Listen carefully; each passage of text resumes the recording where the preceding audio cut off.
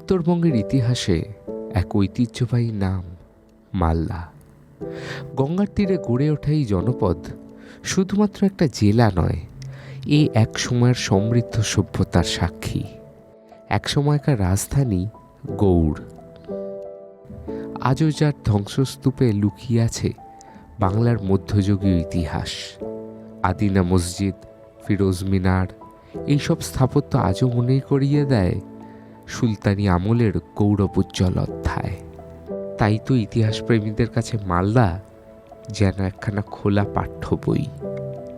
তবে মালদা শুধু ইতিহাসেই সীমাবদ্ধ নয়, বরং বর্তমান সময়ে মালদা মানেই আম, ফজলি, হিমসাগর, ল্যাংড়া, আরও কত শত নামের গন্ধ ও স্বাদের ছড়াছড়ি।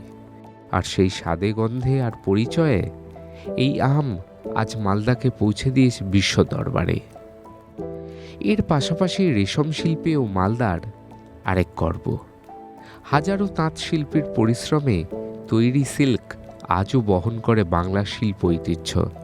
তাই বলা যেতেই পারে আজকের মালদা ইতিহাস আর আধুনিকতার মেলবন্ধন। সেই ইতিহাসকে নিজের বুকে আগলে রেখেছে মালদা জাদুঘর।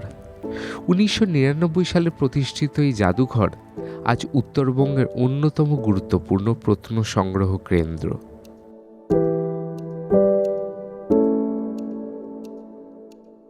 এখানে সংরক্ষিত আছে গৌড় ও পাণ্ডুয়ার হারানো সভ্যতার অমূল্য নিদর্শনগুলো, যেগুলো এক সময়কার বাংলার শক্তি, শিল্প এবং সংস্কৃতির পরিচয় বহন করত।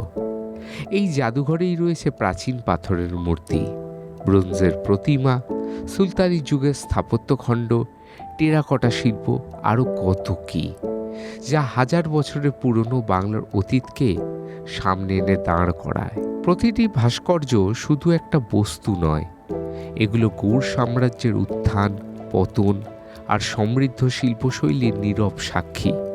এখানে দাঁড়িয়ে মনে হয় কয়েকশো বছরের ইতিহাস যেন হাতের মুঠোয় ধরা দিয়েছে। জাদুঘরের সংগ্রহে রয়েছে প্রাচীন পুঁথি, মুদ্রা ও পুরনো নথিপত্র, যেগুলো সময়ের সাথে হারিয়ে যাওয়ার কথা ছিল।